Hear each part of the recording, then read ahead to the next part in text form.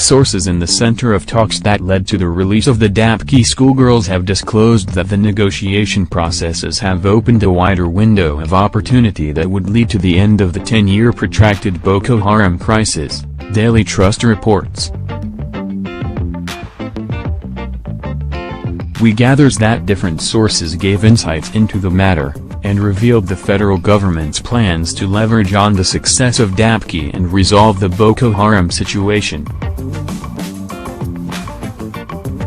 One such source reportedly stated, "Different conflicts have different ways of ending.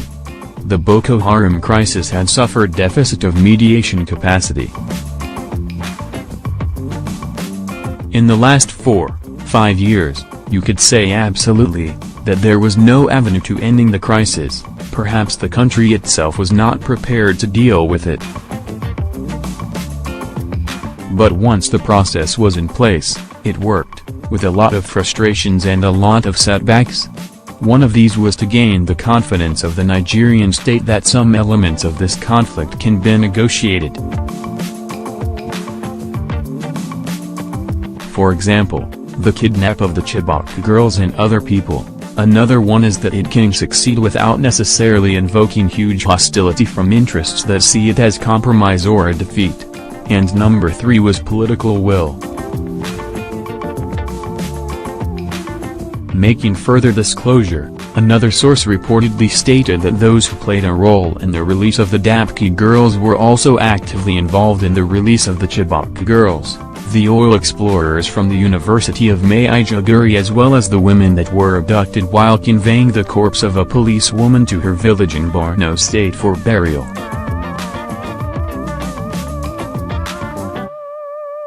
He stated, "For now, the Al-Barnawy faction is more amenable to the truce. It is still a long way to go, but if all things go well, they will drop their arms.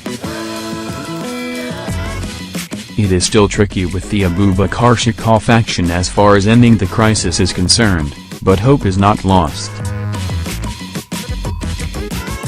Remember, it is the Shekau faction that released the Chibok girls and the women escorting the corpse of the policewoman, and on the other hand, it was the Al-Barnawy faction that released the unnamed staff and the Dapchi girls, so the approach is nearly the same." The source stated that the government was planning to call for a ceasefire, especially with the Al-Barnawy faction, and that Nigerian forces would also reduce aerial offensives. He added, "It is a difficult situation, but we would get there.